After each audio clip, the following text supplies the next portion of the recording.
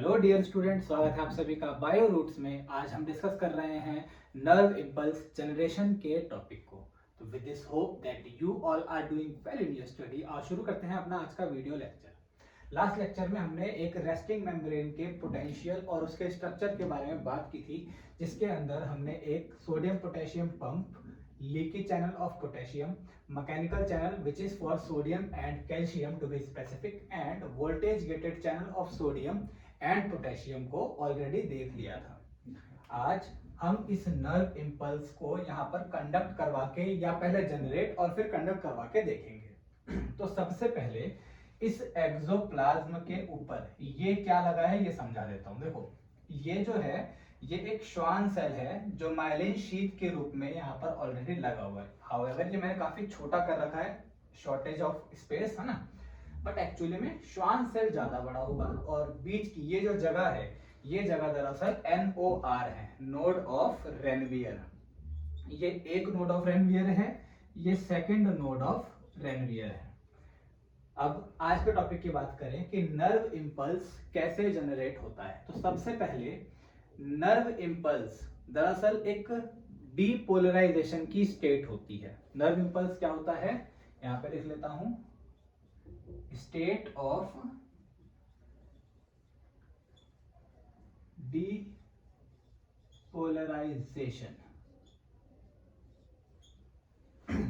अब ये जो हमारी नर्व है ये पहले पोलराइज्ड होती है। कितने पोटेंशियल पर होती है? -70 मिलीवोल्ट पर, है ना। ये मैंने यहाँ पे पोटेंशियल की रेंज बना रखी है, जिसमें हमारी रेस्टिंग पोटेंशियल मेम्ब्रेन इस समय कितने पर है? -70 पर है। इवेंट्स की बात करें कि कैसे नर्व इम्पल्स जनरेट होगी, तो उसका सबसे पहला स्टेप क्या है? कैटायन का इनफ्लक्स। अब कैटायन कभी भी अंदर क्यों आएगा? कैटायन अंदर आएगा मैकेनिकल टच की वजह से, स्टिमुलस की वजह से। तो जब कभी भी क्या मिलेगा हमें? स्टिमुलस मिलेगा। स्टिमुलस मिलने से कैटायन, सोडियम या फिर करंट वो अंदर आएगा। कौन से चैनल की मदद से? By mechanical channel. ठीक है ना, कौन से चैनल की मदद से? By mechanical channel. और ये रहा मैकेनिकल चैनल जहां से सोडियम अंदर आना शुरू होगा एक्सोप्लाज्म में।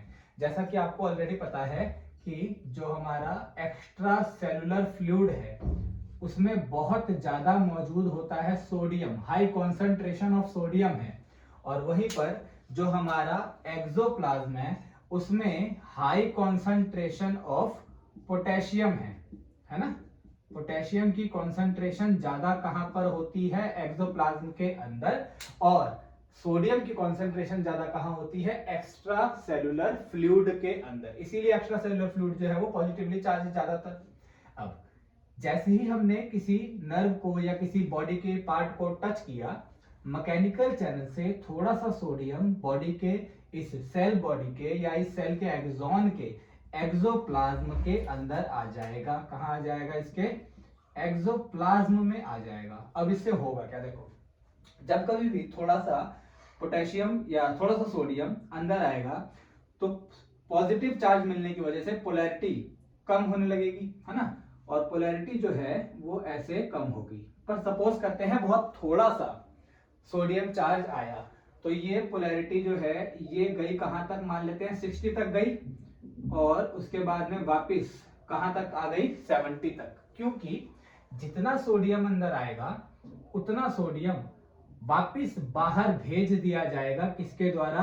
सोडियम पोटेशियम पंप के द्वारा, है ना। ATPase, sodium potassium ATPase। तो अगर कोई इस लेवल पे टच करे कि बहुत थोड़ा सा सोडियम अंदर आए और पोलैरिटी -70 से कहां तक पहुंच जाए? -60 तक, तो ऐसी कंडीशन में कोई भी डीपोलराइजेशन की स्टेट नहीं आएगी, स्टिमुलस नहीं बनेगा, हमें कोई मैसेज जनरेट नहीं होगा। तो इस तरह के मैसेज को या इस तरह के स्टिमुलस को हम कहते हैं सब थ्रेशोल्ड स्टिमुलस। सब थ्रेशोल्ड स्टिमुलाई। अब ये सब थ्रेशोल्ड है। थ्रेशोल्ड का मतलब मिनिमम कितना कैटायन इनफ्लक्स हो ताकि हमारा जो जनरेशन ऑफ नर्व इंपल है वो हो पाए, उसे हम कहेंगे थ्रेशोल्ड। और वो कितना है?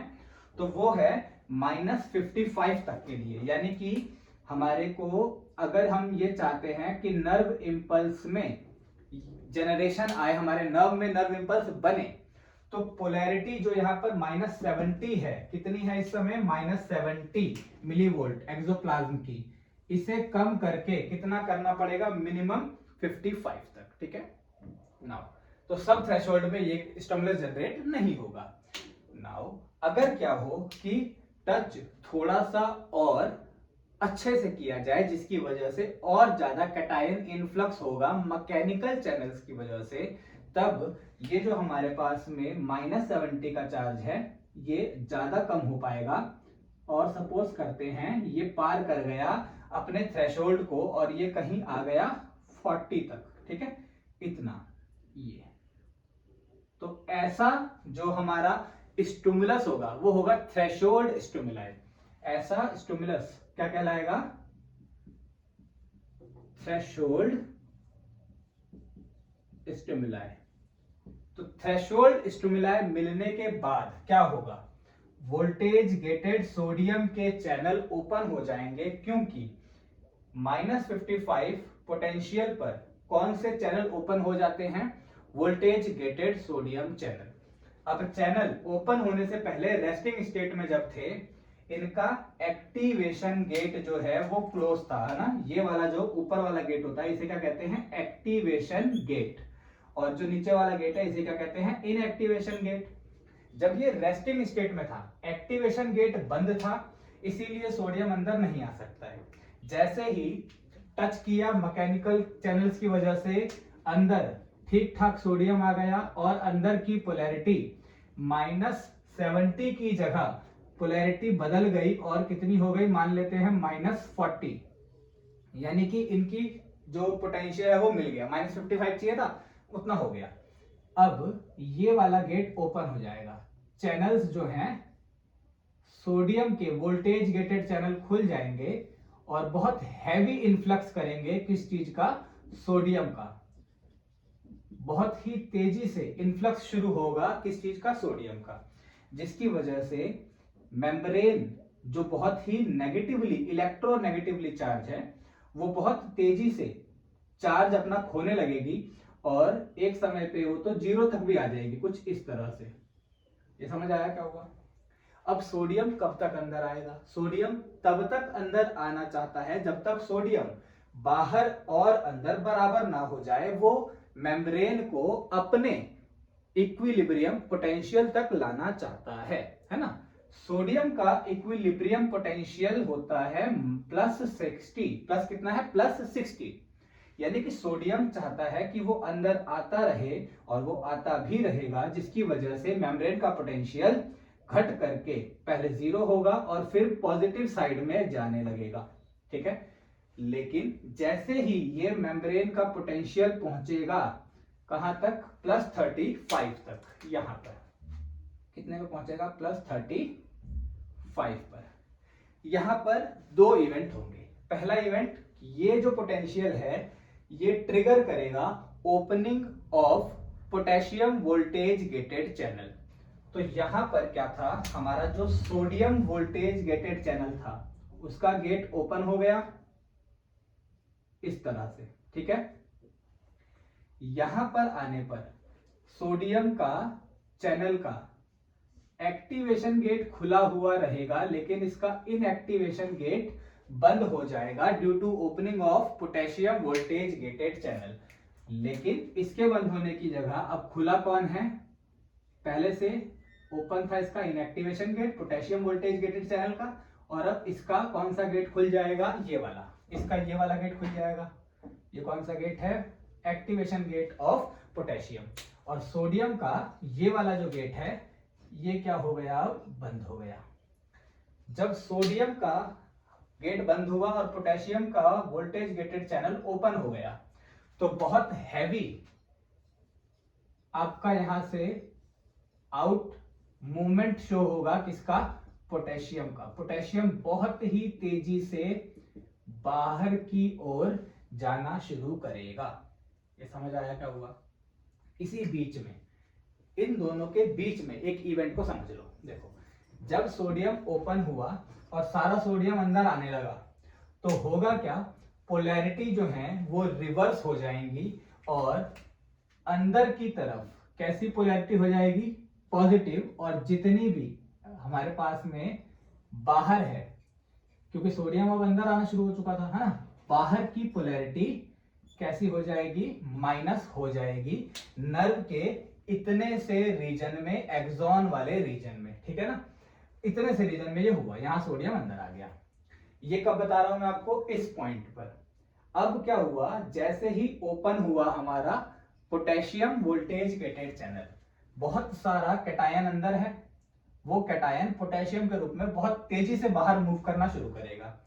इसके अलावा यही पोटेशियम इस एक्सॉन के अंदर से होता हुआ दूसरे एनओआर तक पहुंचेगा, जाएगा तो इस बीच में भी, लेकिन यहां पर कोई भी एक्टिविटी नहीं हो पाएगी, लेकिन यहां पर एक्टिविटी होगी, फिलहाल उसको बाद में देखेंगे। अब यहां पर क्या होगा, जब पोटेशियम नर्व से बाहर जाना शुरू होगा तो अगेन जो मेम्ब्रेन है वो अपना पोटेंशियल कम करना शुरू करेगी, अपना पोटेंशियल कम करेगी। जब वो अपना पोटेंशियल कम करेंगी, लेट मी इरेज दिस, जब वो अपना पोटेंशियल कम करेगी तो अब पोटेशियम की बारी है, वो चाहता है कि वो मेम्ब्रेन के पोटेंशियल को ड्रैग करके अपने इक्विलिब्रियम पोटेंशियल तक ले आए। तो इसीलिए पोटेशियम बहुत तेजी से डाउनवर्डली लेके आएगा अपने मेम्ब्रेन पोटेंशियल को, कहां तक, -90 के आसपास, कुछ ऐसे। ये समझ आया? जितना मेम्ब्रेन रेस्टिंग में रहती है उससे भी ज्यादा अब इसको नेगेटिव चार्ज कर देगा पोटेशियम, इतना बाहर चला जाएगा ताकि नेगेटिव होके कितना हो जाए, -90 हो जाए। और ऐसा होने के बाद पोटेशियम गेट के जो चैनल हैं वो बेसिकली, इसका एक्टिवेशन गेट खुला रहेगा, इसका इनएक्टिवेशन गेट बंद हो जाएगा। ये समझ आया? अब ये जो है अपनी नॉर्मल स्टेट से ज्यादा पोलराइज हो गई है, इसीलिए इस स्टेट को कहते हैं हाइपर पोलराइजेशन। ये क्या है, दिस इज हाइपर पोलराइजेशन। और जब वो रेस्टिंग पर थी, सोडियम के अंदर आने की वजह से इसके पोल्स खत्म हुए थे, तो ये वाली जो वेव है, ये वाली जो आर्क है, इसे कहते हैं डीपोलराइजेशन। सोडियम के चैनल खुलने से क्या हुआ था, डीपोलराइजेशन। फिर सोडियम के चैनल बंद हुए, पोटेशियम के चैनल खुले, और इससे दोबारा से होना शुरू हुआ पोलराइजेशन, जिसे कहा जाता है रीपोलराइजेशन। और रीपोलराइजेशन होते होते कुछ ज्यादा ही हो गया, इसीलिए क्या बोला गया, हाइपर पोलराइजेशन। तो ऐसी कंडीशन पर अंदर और भी ज्यादा नेगेटिव चार्ज डेवलप हो जाएगा। ये जो ग्राफ यहां पे ड्रॉ हुआ है इस तरह का, ये ग्राफ कहलाता है action potential. This is known as action potential, जिसे हम स्टिमुलस भी कह सकते हैं। एक स्टिमुलस यही है, action potential. Now what is action potential? Action potential is the potential which is in action, जो ट्रेवल करता है। कैसे ट्रेवल करता है वो समझते हैं। जब यहां पर बहुत सारा कैटायन अंदर आया था और अंदर स्टेट हुई थी पॉजिटिवली चार्ज, यानी कि इस समय जब मेम्ब्रेन कैसी चार्ज हो गई थी, पॉजिटिवली चार्ज, उस समय यहां से कुछ पोटेशियम और कुछ कैटायन मूव करके दूसरे एनओआर तक जाएगा, जिसकी वजह से इस जगह का भी जो इलेक्ट्रिक पोटेंशियल है वो कम होने लगेगा, और कम होकर के ये भी अपने सोडियम चैनल को यहां पर ओपन करेगा, ओपन करके ये भी उसी तरीके से सेम एक्शन पोटेंशियल को जनरेट करेगा। ये समझ आ रहा है क्या है? और इसी तरीके से नर्व के अंदर जो ये वाला पार्ट है, जो बेसिकली नर्व के अंदर का पार्ट है, उसके अंदर फ्रॉम पार्ट ए, अगर मैं इसको नाम दूं पार्ट ए और इसको नाम दूं पार्ट बी, नर्व के अंदर करंट या कैटायन, करंट कहां मूव कर रहा है, from part A to B, nerve के अंदर ऐसा मूव किया, और क्योंकि नर्व के बाहर कैसा चार्ज है, नेगेटिव, तो इस पॉइंट के बाद, क्योंकि यहां पर हम बात कर रहे हैं नर्व पे नेगेटिव चार्ज है इसके बाहर की तरफ, इस पॉइंट के बाद यहां से बाहर जाना शुरू हुआ है कैटायन, ताकि बाहर का चार्ज वापस क्या किया जा सके, पॉजिटिव, और ये वाला पॉजिटिव चार्ज आना शुरू हुआ है इधर, ताकि करंट का सर्किट पूरा किया जा सके। देखो करंट अंदर जो है इनसाइड द एक्सोप्लाज्म वो मूव कर रहा है फ्रॉम ए टू बी, लेकिन आउटसाइड द एक्सोप्लाज्म यानी एक्स्ट्रा सेलुलर फ्लूइड में वो मूव कर रहा है बी से ए की तरफ, और बाहर जब ये वापस मूव करेगा, बाहर फिर से क्या होगा, बाहर के सारे चैनल अगेन क्या हो जाएंगे, बाहर के बेसिकली ये जो स्टेट है एक्स्ट्रा सेलुलर मेम्ब्रेन है, एक्स्ट्रा सेलुलर फ्लूइड है, वो कैसे हो जाएगा, पॉजिटिवली चार्ज। कैटायंस के बाहर जाने की वजह से मेम्ब्रेन अंदर से अगेन कैसे चार्ज हो जाएगी, नेगेटिव चार्ज हो जाएगी, ठीक है। अगर और इसका पोटेंशियल अगेन कितना हो जाएगा, 70, और पोटेशियम इधर चला गया, ये वाली मेम्ब्रेन हाइपर पोलराइज की स्टेट में आई -90 पे, और थोड़े समय के अंदर ये अपने आप को वापस कहां तक लेकर के आ जाएगी, 70 पे, ताकि ये रेडी हो जाए अगले स्टिमुलस को रिसीव करने के लिए, ठीक है। तो यहां पर फिर से आपका डीपोलराइजेशन जो था वो खत्म हो गया और रीपोलराइजेशन हो गया, और जो वेव थी या फिर कह लें जो डीपोलराइजेशन था वो ए से बी की तरफ चला गया, और अब ये वाला पार्ट एक्शन पोटेंशियल बना करके कैसा हो जाएगा, डीपोलराइजेशन। तो अगर हमसे कोई कहे कि एक्शन पोटेंशियल ट्रेवल किस रूप में करता है, पोलराइजेशन या डीपोलराइजेशन, तो जवाब है डीपोलराइजेशन। जो वेव ऑफ डीपोलराइजेशन है उसी को क्या कहा जाता है, एक्शन पोटेंशियल या फिर नर्व इंपल्स। इसी चीज को करने के लिए यहाँ पे आपके सामने दे रखे हैं चैनल्स। इस टॉपिक पे एक्शन पोटेंशियल पे एक लेक्चर और बनाएंगे हम, जिसके अंदर हम एक्शन पोटेंशियल को रीड करना, उससे जुड़े हुए जो क्वेश्चंस हैं उसके बारे में बात करेंगे। तो अगर इस चैप्टर से रिलेटेड कोई डाउट होता है आप कमेंट बॉक्स में पूछ सकते हैं। अगर आपको लेक्चर अच्छा लगता है तो वीडियो को लाइक करें, चैनल को सब्सक्राइब करें। मैं मिलूंगा आपसे नेक्स्ट वीडियो में। Until stay tuned. जय हिंद।